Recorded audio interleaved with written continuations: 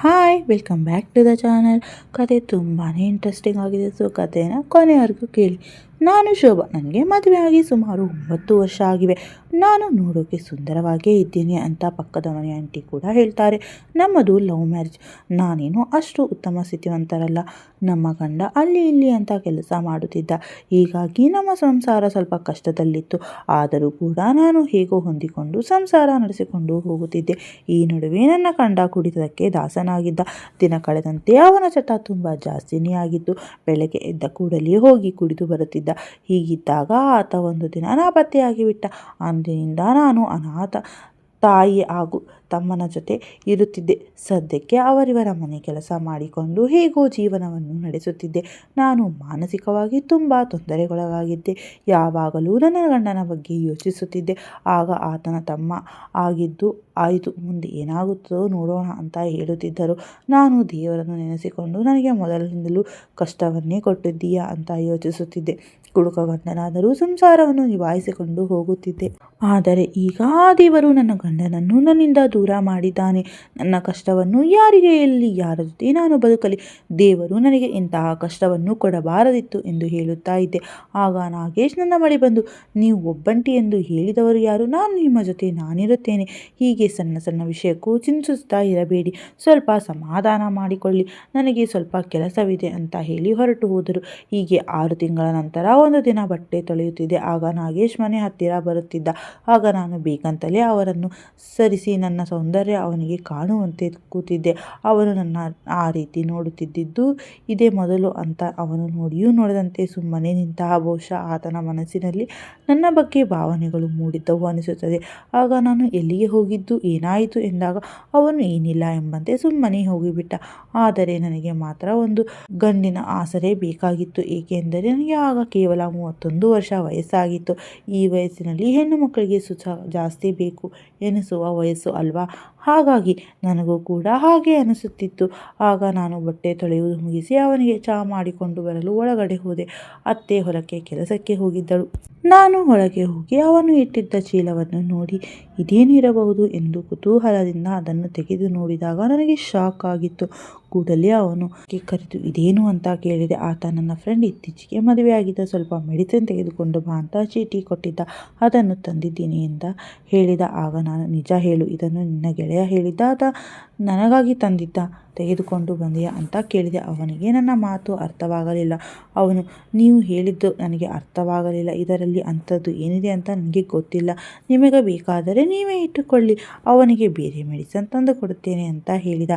ಆಗ ನಾನು ಸಿಟ್ಟಿಗೆದ್ದು, ನೀನೇ ತೆಗೆದು ನೋಡು ಅಂತ ಸ್ವಲ್ಪ ಜೋರು ಮಾಡಿದೆ. ಆಗ ಆತ ಅದನ್ನು ತೆಗೆದು ನೋಡಿದಾಗ ಅದರಲ್ಲಿ ಕ್ರೀಡೆಗೆ ಬಳಸುವ ರಬ್ಬರ್ಗಳು ಇದ್ದವು. ಆಗ ಆತ ಗಾಬರಿಯಾಗಿ, ಇದು ನನ್ನದಲ್ಲ, ನಾನು ಚೀಟಿಯಲ್ಲಿ ಏನಿದೆ ಅಂತ ಕೂಡ ನೋಡಲಿಲ್ಲ, ಅಂಗಡಿಯವರು ಹೇಗೆ ಕೊಟ್ಟಿದ್ದಾರೋ ನಾನು ಹಾಗೆ ತಂದೆ, ಇಲ್ಲಿ ಇಟ್ಟಿದ್ದೆ ಅಷ್ಟೇ ಅಂತ ಹೇಳಿದ. ಆಗ ನಾನು ಅವನಿಗೆ ಏನು ಹೇಳಬೇಕು ಅಂತ ತಿಳಿಯಲೇ ಇಲ್ಲ. ಅವನಿಗೆ ಕೂತುಕೊಳ್ಳಲು ಹೇಳಿ ಒಳಗಡೆ ಚಹಾ ಮಾಡಲು ಹೋದೆ. ಆದರೆ ರಬ್ಬರ್ ಬಲೂನ್ ನೋಡಿ ನನ್ನ ಗಂಡನೊಡನೆ ಕಳೆದ ಏಕಾಂತದ ಕ್ಷಣಗಳು ನೆನಪಿಗೆ ಬಂದವು. ಕೂಡಲೇ ನಾನು ಅವನಿಗೆ ಭೇಟಿ ಮಾಡಿಕೊಂಡು ಬಾತ್ರೂಮ್ಗೆ ಹೋಗಿ ನನ್ನ ಖಾಸಗಿ ಆಲೋಚನೆಗಳಲ್ಲಿ ತೊಡಗಿದೆ. ಆ ಬಳಿಕ ನನಗೆ ನಾಗೇಶ್ ಬಗ್ಗೆ ಬೇರೆ ಬೇರೆ ರೀತಿಯ ಆಲೋಚನೆಗಳು ಬರತೊಡಗಿದವು. ಬಿಟ್ಟು ಹೋದ ಗಂಡ ವಾಪಸ್ ಬರುವುದಿಲ್ಲ. ಇವಾಗ ನನ್ನ ಜೊತೆ ಇರುವವರ ಪೈಕಿ ಒಬ್ಬಳು ಹೆಣ್ಣು, ಅದು ನನ್ನ ಅತ್ತೆ. ಅವರು ನನಗೆ ಏನೂ ಉಪಯೋಗಕ್ಕೆ ಇಲ್ಲ. ಇನ್ನೊಬ್ಬ ನಾಗೇಶ್, ನನಗೆ ಬೇಕಾಗಿರುವ ಗಂಡನ ಆಸರೆ ಇವನೇ ನೀಡಬಲ್ಲ. ನಾಳೆ ಅವನಿಗೂ ಮದುವೆ ಆದರೆ ಮನೆಯಲ್ಲಿ ಇಬ್ಬರು ಹೆಂಗಸರಾಗುತ್ತಾರೆ, ನನಗೆ ಸುಖ ಪಡೆಯಲು ಅವಕಾಶ ಸಿಗುವುದೇ ಇಲ್ಲ ಅಂತ ವಿಚಾರ ಮಾಡಿ ಹೇಗಾದರೂ ಮಾಡಿ ನಾಗೇಶನ ಜೊತೆ ಏಕಾಂತದಲ್ಲಿ ಸಮಯ ಕಳೆಯಬೇಕು ಅಂತ ನಿರ್ಧಾರ ಮಾಡಿದೆ. ಆಮೇಲೆ ನಾನು ಅವನಿಗೆ ನನ್ನ ಆಸೆಗಳನ್ನು ಹೇಳಿದರೆ ಹೇಗೆ, ಒಂದು ವೇಳೆ ಹೇಳಿದರೂ ಆತ ಹೇಗೆ ಪ್ರತಿಕ್ರಿಯಿಸುತ್ತಾನೆ ಹೇಳದೆ ಇದ್ದರೆ ನನ್ನ ಭಾವನೆ ಬಯಕೆಗಳನ್ನು ತೀರಿಸಿಕೊಳ್ಳಲು ದಾರಿ ಕಾಣಿಸುವುದಿಲ್ಲ. ಬೇರೆ ಯಾರೋ ಹೊರಗಿನವರನ್ನು ಪರಿಚಯ ಮಾಡಿಕೊಂಡು ಕಷ್ಟಕ್ಕೆ ಸಿಲುಕುವುದಕ್ಕಿಂತ ಇವನ ಜೊತೆ ಮಾಡಿದರೆ ಒಳ್ಳೆಯದು, ಎಲ್ಲವೂ ಗುಟ್ಟಾಗೇ ಇರುತ್ತದೆ ಅಂತ ಯೋಚಿಸಿದೆ. ಹೀಗೆಲ್ಲ ಯೋಚಿಸುತ್ತಿದ್ದಾಗಲೇ ಆತ ಮನೆಗೆ ಬಂದ. ನಾನು ಮುಗುಳು ನಗುತ್ತಾ ಆತನನ್ನು ನೋಡಿದೆ. ನಾನು ಹಾಗೆ ನೋಡಿದ್ದನ್ನು ಕಂಡ ಆತ, ಯಾಕೆ, ಏನಾಯಿತು ಅಂತ ಕೇಳಿದ. ನಾನು ಏನಿಲ್ಲ ಅಂತ ಹೇಳಿ ಸುಮ್ಮನಾದೆ. ಕೊನೆಗೆ, ಯಾಕೆ ಹೀಗೆ ನೋಡುತ್ತಿದ್ದೀರಾ ಅಂತ ಮತ್ತೊಮ್ಮೆ ಕೇಳಿದಾಗ ನಾನು, ಅದು ಹೋಗಲಿ ಬಿಡು, ಸದ್ಯಕ್ಕೆ ಬೇಡ, ಮತ್ತೊಮ್ಮೆ ಬೇಕಾದಾಗ ಕೇಳುತ್ತೇನೆ ಅಂತ ಹೇಳಿದೆ. ಅವನು ಆಗಲಿ ಅಂತ ಹೇಳಿದ. ನಾನು ಅಂದುಕೊಂಡಂತೆಯೇ ಅವನು ಕೂಡ ಯೋಚಿಸುತ್ತಾ ಇದ್ದಾನೆ. ಹೇಗೆ ಅವನಿಗೆ ನನ್ನ ಮೇಲೆ ಇಷ್ಟವಿದೆ, ಹಾಗೇನಾದರೂ ಮಾತ್ರ ನನ್ನ ಕೆಲಸ ಸಲೀಸಾಗಿ ಆಗುತ್ತದೆ ಅಂತ ವಿಚಾರ ಮಾಡಿದೆ. ನಿಮ್ಮ ಅಣ್ಣ ನಾಪತ್ತೆಯಾಗಿ ಎಷ್ಟೋ ದಿನ ಆಯಿತು. ನನಗೆ ಅವನ ನೆನಪು ಆಗುತ್ತಿದೆ. ನನಗೆ ಒಂಟಿತನ ಕಾಡುತ್ತಿದೆ ಅಂತ ಹೇಳಿದೆ. ಅವನು ಅತ್ತಿಗೆ, ನಿಮಗೆ ಏನಾದರೂ ಸಹಾಯ ಮಾಡಬೇಕಾ ಅಂತ ಇದ್ದರೆ ನನಗೆ ಕೇಳಿ. ನೀವೇನೇ ಅಂದರೂ ನನಗೆ ತುಂಬ ಇಷ್ಟ. ಜೀವನದುದ್ದಕ್ಕೂ ನಿಮ್ಮ ಜೊತೆ ನನಗೆ ಇರಬೇಕು ಎಂದು ಕೆಲವೊಮ್ಮೆ ಅನ್ನಿಸುತ್ತದೆ ಅಂತ ಹೇಳಿದ. ಆಮೇಲೆ ನಾನು ಅಣ್ಣ ಬಿಟ್ಟು ಹೋಗಿದ್ದಕ್ಕೆ ನೋವು ಇದೆ. ಆದರೆ ಅದಕ್ಕಿಂತ ಹೆಚ್ಚಾಗಿ ನನಗೆ ಒಂದು ಕೊರತೆ ಇದೆ. ಅದನ್ನು ನಿನಗೆ ಹೇಳಿದರೆ ನಿನಗೆ ಅರ್ಥವೂ ಆಗುವುದಿಲ್ಲ ಎಂದೆ. ಅವನು ಅದೇನೇ ಹೇಳಿ ಅತ್ತಿಗೆ ಅಂದ. ನಿನ್ನ ಅಣ್ಣ ಹೋದ ಮೇಲಿಂದ ನನಗೆ ತುಂಬ ಕಷ್ಟವಾಗುತ್ತಿದೆ ಮತ್ತೆ ಹೇಳಿದೆ. ಅವನು ಅಯ್ಯೋ ಅತ್ತಿಗೆ, ಮತ್ತೆ ಮತ್ತೆ ಹೇಳ್ತಾ ಇದ್ದೀರಾ, ಅದು ಗೊತ್ತಿರುವ ವಿಚಾರ ಅಲ್ವಾ ಅಂದ. ನಾನು ಅದರ ಕುರಿತು ನಿನಗೆ ಅರ್ಥ ಆಗೋದಿಲ್ಲ ಅಂದೆ. ಆಗ ಅವನು ಅತ್ತಿಗೆ, ಸ್ವಲ್ಪ ಅರ್ಥವಾಗುವ ರೀತಿಯಲ್ಲಿ ಬಿಡಿಸಿ ಹೇಳಿ ಎಂದ. ನಿನ್ನ ಅಣ್ಣ ಹೋದ ಮೇಲಿಂದ ನನಗೆ ತುಂಬ ಕಷ್ಟವಾಗುತ್ತಿದೆ ನಿಧಾನವಾಗಿ ಹೇಳಿದೆ. ಆದರೂ ಅವನು ಸುಮ್ಮನಾಗಿದ್ದ. ನಾನು ಅಯ್ಯೋ, ಒಬ್ಬಳು ಹುಡುಗಿ ಇದಕ್ಕಿಂತ ಜಾಸ್ತಿ ಬಿಡಿಸಿ ಹೇಳುವುದಕ್ಕೆ ಆಗಲ್ಲ. ಎಲ್ಲರಿಗೂ ಈ ಮಾತು ಬೇಗ ಅರ್ಥವಾಗುತ್ತೆ. ನೀನೇನು ಯಾವುದು ಅರ್ಥವಾಗ್ತಾ ಇಲ್ಲ ಅಂತ ಹೇಳಿದ್ದೆ.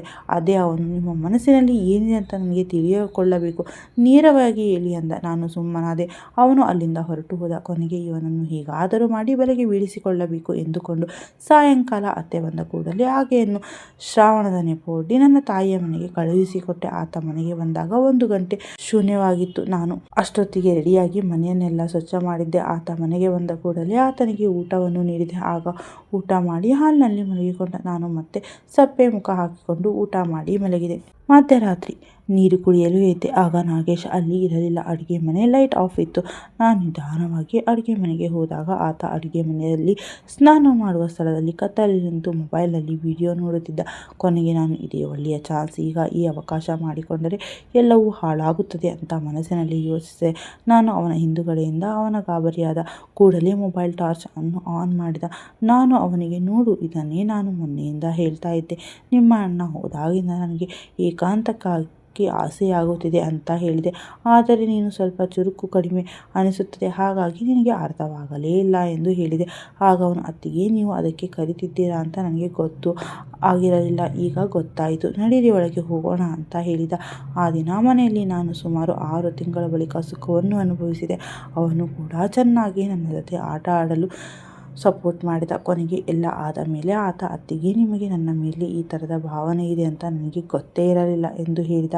ನಾನು ಮೊದಲಿಗೆ ಇರಲಿಲ್ಲ, ಆದರೆ ನಿನ್ನ ಅಣ್ಣ ಹೋದ ಮೇಲೆ ನಿನ್ನ ಬಗ್ಗೆ ನಾನು ಕೂಡ ಯೋಚಿಸೋದಕ್ಕೆ ಶುರು ಮಾಡಿದೆ.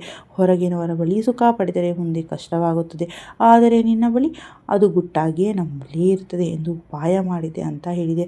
ಅವನು ಈ ಮಾತುಗಳನ್ನು ಕೇಳಿ ನನ್ನ ಜೊತೆ ಮತ್ತೊಮ್ಮೆ ಆಟವಾಡಿದ. ಫ್ರೆಂಡ್ಸ್, ಈ ಕಥೆ ಇಷ್ಟವಾದರೆ ಲೈಕ್ ಮಾಡಿ, ಶೇರ್ ಮಾಡಿ, ಚಾನಲನ್ನು ಸಬ್ಸ್ಕ್ರೈಬ್ ಮಾಡೋದನ್ನು ಮರೀಲೇಬೇಡಿ.